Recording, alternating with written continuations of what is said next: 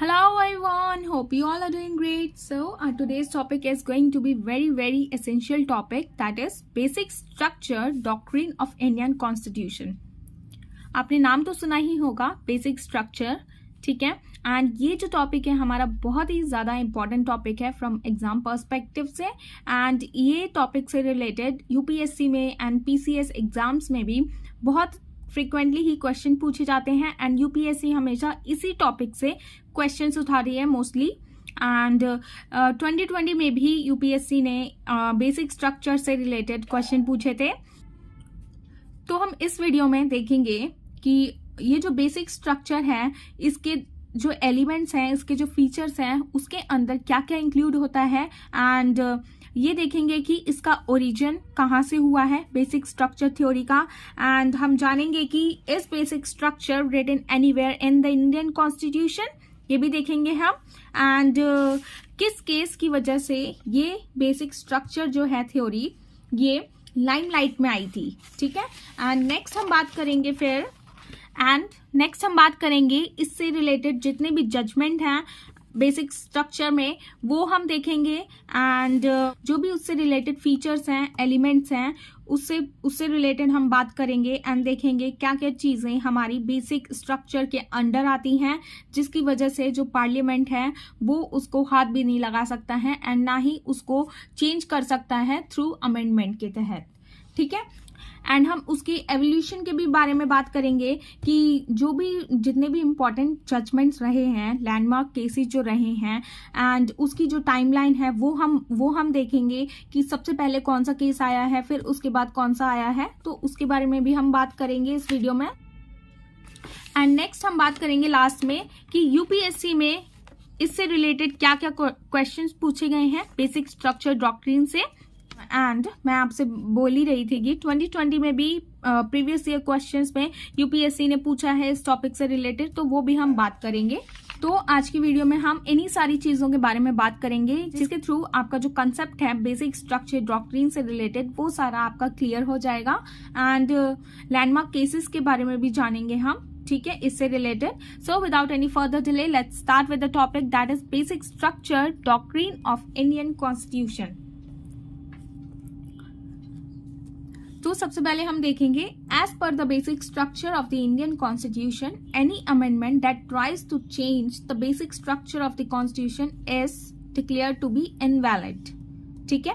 जो भी basic structure में लिखा गया है या उसमें जो भी एलिमेंट्स हैं, उसके जो भी फीचर्स हैं, अगर उससे रिलेटेड पार्लियामेंट कोई भी अमेंडमेंट करती है, उसके साथ छेड़खानी करती है, तो उसे इनवैलिड करार दे दिया जाएगा with the help of Supreme Court, ठीक है। So just keep in mind that। तो नेक्स्ट हम बात करेंगे कि origin of basic structure theory कहाँ से स्टार्ट किया गया था इसका, मतलब फर्स्ट इंट्रोड्यूस्ड किसने किया था। इसको जो फर्स्ट इंट्रोड्यूस किया था ये किया गया था बाय द जस्टिस मधुलकर। किस केस में? सज्जन सिंह केस में इन 1965, ठीक है। तो ये सुप्रीम कोर्ट ऑफ पाकिस्तान में इस केस को लाया गया था जिसके थ्रू उन्होंने जो भी अमेंडमेंट किए थे बेसिक स्ट्रक्चर से रिलेटेड तो वो इनवैलिड उसको करार दे दिया गया था। तो इसीलिए माना जाता है कि इसका जो फर्स्ट इंट्रोड्यूस किया था बाय द जस्टिस मधोलकर ने किया था, ठीक है। सो just remember this point. Now next हम बात करेंगे about the origin of basic structure theory. इसका जो ओरिजिन है वो कहाँ से हुआ है। इसको जो फर्स्ट इंट्रोड्यूस किया था by the justice Madholkar and in Pakistan में हुआ था ये, ठीक है। फर्स्ट ओरिजिन इसका जो हुआ था बेसिक स्ट्रक्चर थ्योरी का।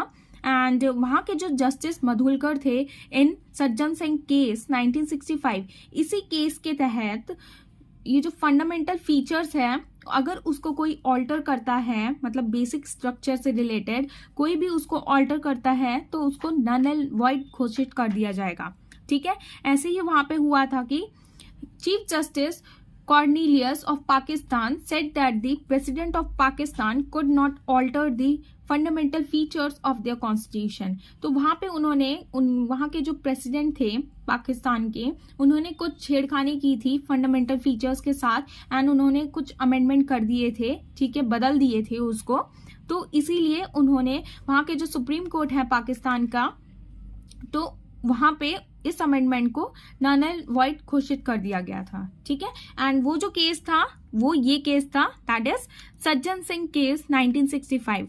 तो इसी केस से बेसिक स्ट्रक्चर थ्योरी व्यू में आया पाकिस्तान में। So just remember this point. Now next हम बात करेंगे, is basic structure written anywhere in Indian constitution? क्या बेसिक स्ट्रक्चर जो है कहीं पे भी इंडियन कॉन्स्टिट्यूशन में मेंशन है या नहीं? तो ये मेंशन नहीं है कहीं पर भी हमारे इंडियन कॉन्स्टिट्यूशन में। ठीक है, एंड ये फर्स्ट टाइम कब रिकॉग्नाइज किया गया था? इसको फर्स्ट टाइम सुप्रीम कोर्ट ने रिकॉग्नाइज किया गया था, and this concept for the first time in the historic Kesavananda Bharati case in 1973 में इसको बेसिक स्ट्रक्चर को रिकॉग्नाइज किया गया था। वहीं पर फर्स्ट टाइम बात छिड़ी थी बेसिक स्ट्रक्चर से रिलेटेड, एंड वहीं से ये टॉपिक उठा था, इसीलिए इसको फिर वहीं से ही मेंशन किया था बेसिक स्ट्रक्चर को, एंड उसके फीचर्स दिए गए थे, एलिमेंट्स दिए गए थे, ताकि उस एलिमेंट्स को कोई भी उसको टच ना कर पाए, एंड अगर कोई भी करने की कोशिश करता है उसको टच, कोई भी प्रेसिडेंट या फिर पार्लियामेंट, तो फिर उसको हमारी जो सुप्रीम कोर्ट है उसको नल एंड वॉइड घोषित कर देगी उसको उससे रिलेटेड कोई भी अमेंडमेंट को। ठीक है, सो just remember this point. And the idea of basic structure is to preserve the nature of the Indian democracy and protect the rights and liberties of people. ठीक है, ये जो आइडिया है बेसिक स्ट्रक्चर का, ये सिर्फ इसलिए लिया गया है ताकि हमारा जो इंडियन कॉन्स्टिट्यूशन है उसके नेचर को प्रिजर्व किया जा सके, इंडियन डेमोक्रेसी को, and to protect the rights and liberties of the people. ठीक है, and next, it helps to protect and preserve the spirit of the constitution document.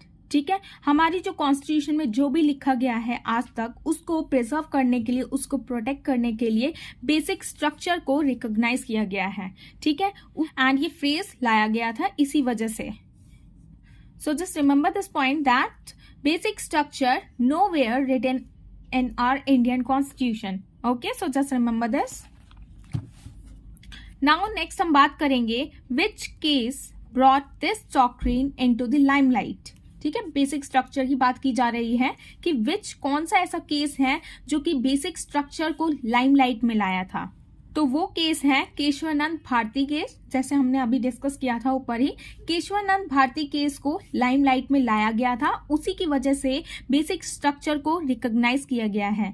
ठीक है, under this it is said that the basic structure of Indian constitution could not abrogate or abolish even by a constitutional amendment। मतलब अगर, जैसे मैंने आपको बताया ही है पहले, अगर कोई भी बेसिक स्ट्रक्चर को छूने की कोशिश करता है, उसके एलिमेंट्स, उसके फीचर्स को छूने की कोशिश करता है, ठीक है, तो वो नल एंड वॉइड कर दिया जाएगा, एंड उसको अबॉलिश भी कर दिया जाएगा with the help of supreme court. And next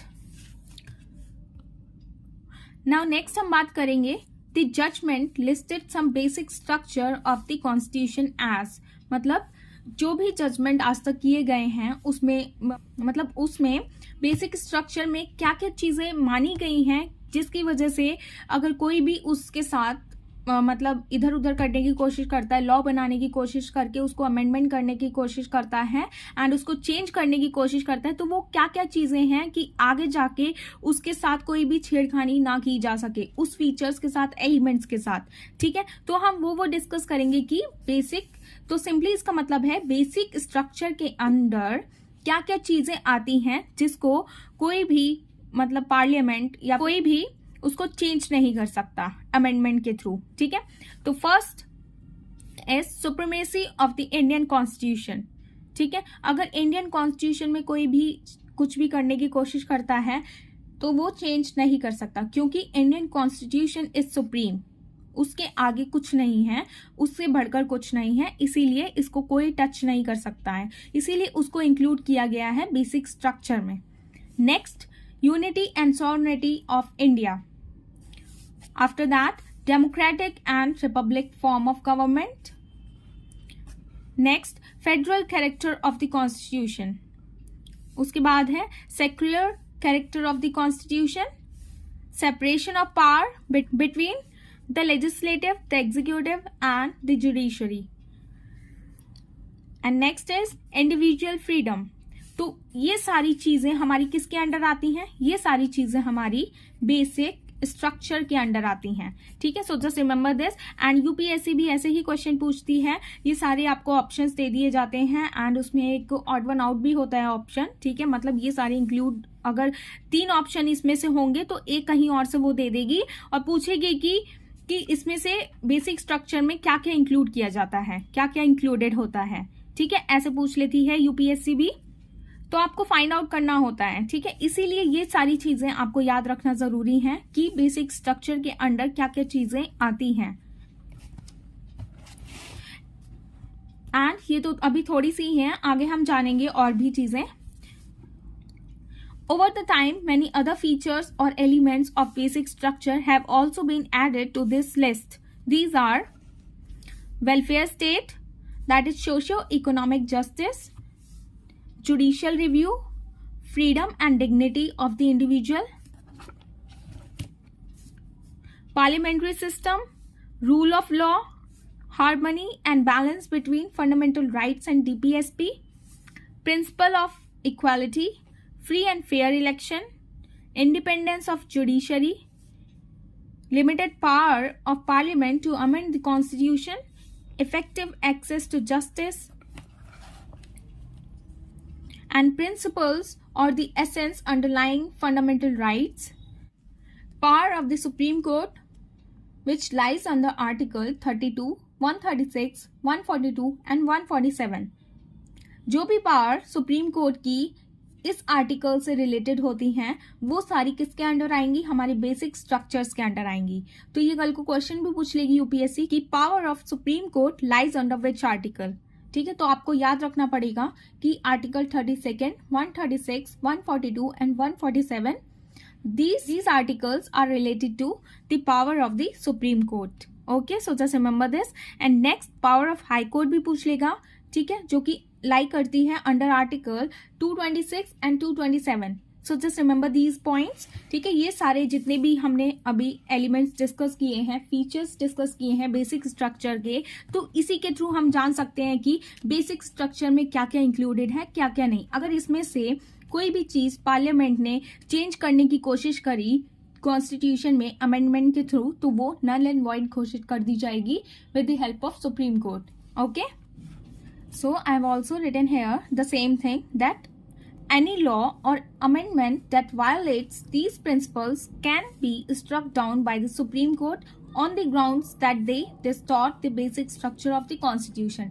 तो वही बात है कि हमारी जो सुप्रीम कोर्ट है वो इसको नल एंड वॉइड घोषित कर देगी अगर कोई भी इससे रिलेटेड, प्रिंसिपल से रिलेटेड, मतलब बेसिक स्ट्रक्चर से रिलेटेड जो भी प्रिंसिपल्स हैं उससे रिलेटेड कोई भी छेड़खानी करता है या अमेंडमेंट बनाने की कोशिश करता है, ठीक है, तो उसको supreme court null and void घोषित कर देगी. Okay, so just remember this point, this is very very important.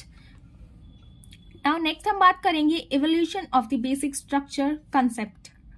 मतलब कुछ लैंडमार्क केसेस हैं जिसके थ्रू ये जो बेसिक स्ट्रक्चर का कंसेप्ट है वो इवोल्यूशन में आया है, वो डिस्कवर हुआ है, ठीक है. So here are some landmark judgements which are related to this doctrine, that is the basic structure. So these are, तो यहाँ पे जो भी जजमेंट्स हुए हैं 1951 से लेकर 1994 तक, ठीक है, ये टाइमलाइन है. इस टाइमलाइन के थ्रू भी यूपीएससी क्वेश्चंस पूछ चुका है काफी बार कि आप इसको अरेंज करिए कि सबसे पहले कौन सा आया है, बाद में कौन सा आया है, ठीक है. तो ऐसे पूछ लेती है यूपीएससी, या पीसीएस में भी ऐसे क्वेश्चंस फ्रिक्वेंटली आस्क किए जाते हैं. सो हम डिस्कस कर लेते हैं. सो सबसे पहला जो केस आया था इससे रिलेटेड 1951 में आया था, that is Shankari Prasad case, ठीक है, जो कि आया था 1951 में. After that Sajjan Singh case जो कि आया था 1965 में. आफ्टर दैट गोलकनाथ केस जो कि आया था 1967 में. नेक्स्ट केशवानंद भारती केस, ये केस हमारा बहुत ही ज्यादा इंपॉर्टेंट हो जाता है, जो कि आया था 1973 में, जिसे हम फंडामेंटल राइट केस के नेम से भी जानते हैं। एंड ये इफेक्टिव में कब आया था? ये आया था 24 अप्रैल 1973। तो ये डेट भी बहुत बार पूछी जाती है कि केशवानंद भारती केस कब आया था, किस डेट को आया था। यूजुअली लोगों को 1973 ईयर्स याद रहते हैं, ठीक है, बट उनको ये नहीं पता रहता कि एग्जैक्ट डेट क्या थी। तो एग्जैक्ट डेट थी 24 अप्रैल 1973, ठीक है। Now next is Indira Nehru Gandhi versus Raj Narayan case, जो कि आया था 1975 में। उसके बाद आया था मिनर्वा मिल केस, 1980 में आया था। After that Waman Rao case, जो कि 1981 में आया था। And then Indira Sawhney and union of India case, जो कि 1992 में आया था। And the last one is that is SR Bommai case, जो कि 1994 में आया था। तो ये सारे ही केस जो कि रिलेटेड हैं बेसिक स्ट्रक्चर कंसेप्ट से, ठीक है, जो कि रिलेटेड है बेसिक स्ट्रक्चर कंसेप्ट से, तो ये पूछ लिए जाते हैं। एंड इनकी टाइमलाइन ये है, मतलब सबसे पहले कौन सा आया था एंड सबसे लास्ट में कौन सा आया था, इसको आप देख लीजिएगा एक बार, ठीक है। नाउ नेक्स्ट हम डिस्कस करेंगे about the UPSC previous year questions which are related to basic structure doctrine of Indian constitution. मतलब जो भी प्रीवियस ईयर रिलेटेड क्वेश्चन है इस टॉपिक से, ठीक है, जो यूपीएससी हमारी पूछ चुकी है, तो वो हम डिस्कस करेंगे। तो सबसे पहले जो हमारा क्वेश्चन था वो था, can parliament change the basic structure of Indian constitution? तो इसका आंसर आपको पता ही चल गया है, नहीं, वो चेंज नहीं कर सकती है पार्लियामेंट, क्योंकि जो आर्टिकल 368 है, ठीक है, does not enable parliament to alter the basic structure और the framework of the constitution, ठीक है। तो आर्टिकल 368 एनेबल मतलब उसको अप्रूवल नहीं देता है पार्लियामेंट को कि वो बेसिक स्ट्रक्चर या तो फिर फ्रेमवर्क ऑफ कॉन्स्टिट्यूशन चेंज कर पाए, ठीक है। सो just remember this point. Now the next question is preamble part of the basic structure of the Indian constitution? IC means Indian Constitution. I have written in the short form. Okay, so just keep in mind that. So the question is preamble part of the basic structure of the Indian Constitution? So answer है, as per the SR Bomai case, the preamble indicates a basic structure of the Constitution. ठीक है, preamble जो है हमारा indicate करता है basic structure of the Constitution. तो that simply means preamble is the part of the basic structure of the Indian Constitution. Okay, so just remember this point also. Now our next question is question number 3. In which state the doctrine of basic structure recognized? मतलब किस किस देशों में doctrine of basic structure को recognise किया गया है, ठीक है। It is recognise in India, Bangladesh, Malaysia, Pakistan and Uganda. तो ये टोटल 5 देश में रिकॉग्नाइज किया गया है। इसका जो मेंशन है उनके देशों में किया गया है, किसका, बेसिक स्ट्रक्चर का, एंड उसे रिकॉग्नाइज किया गया है in the state India, Bangladesh, Malaysia, Pakistan and Uganda. Okay, so just remember this point. Now the next question is rule of law part of the basic structure? ये जो हमारा रूल ऑफ लॉ है, क्या part है basic structure का? तो in India the meaning of rule of law has been expanded, ठीक है। ये जो रूल ऑफ लॉ का मीनिंग है इंडिया में वो एक्सपैंड होते ही रहता है, ठीक है, कुछ ना कुछ उसमें एड ऑन किया जाता है, ठीक है, इसीलिए वो एक्सपैंडेबल है। And it is regards as a part of the basic structure of the constitution and therefore it can not be abrogated और डिस्ट्रॉयड बाय द पार्लियामेंट, ठीक है। तो सिंपल यहाँ पे मतलब है कि rule of law is the part of basic structure, ठीक है, उसको भी कोई हाथ नहीं लगा सकता है, मतलब mainly parliament. Okay, so just remember this point. Now ये हमारा प्रॉपर क्वेश्चन है जो यूपीएससी ने पूछा था, वो भी पूछे थे, बट ये मैं प्रीवियस ईयर क्वेश्चन के फॉर्म में बता रही हूँ कि 2020 में कैसे पूछा गया था बेसिक स्ट्रक्चर से related question. Consider the following statement.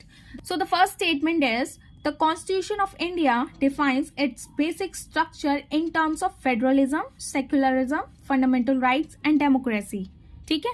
Our second statement is the Constitution of India provides for judicial review to safeguard the citizens' liberties and to preserve the ideals on which the Constitution is based.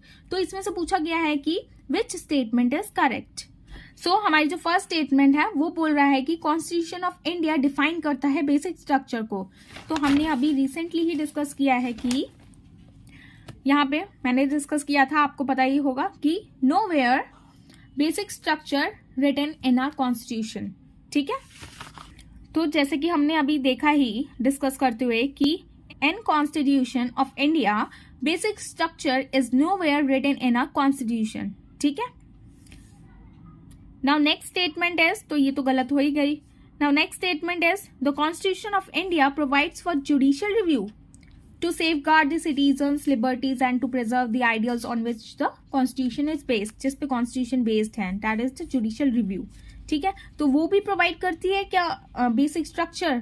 ठीक है, हमारी जो basic structure में वो भी provide करता है judicial review. तो यहाँ पे जो हमने अभी देखा ही, ये देख लीजिए आप कि इसका जो फीचर है जुडिशियल रिव्यू, ठीक है, ये इंक्लूडेड है। तो हमारी जो सेकंड स्टेटमेंट है वो करेक्ट हो जाएगी। Only answer 2 is correct. Okay, so ऐसे ही क्वेश्चन हमारे पूछे जाते हैं यूपीएससी में। तो ये अभी हाल ही का ही क्वेश्चन मैंने आपको डिस्कस करके बताया 2020 का, एंड आप देख ही सकते हैं यूपीएससी अभी भी क्वेश्चन पूछती है इस टॉपिक से related, that is the basic structure of the constitution. ठीक है, तो this is the very important topic under the Indian polity. So this is the end of the topic, and I hope you have found this video informative, and thanks for watching it. And if you like this video, then do like, share and subscribe to my channel for more informative videos. And thanks for watching, and also in the next one. Till then, bye bye, take care.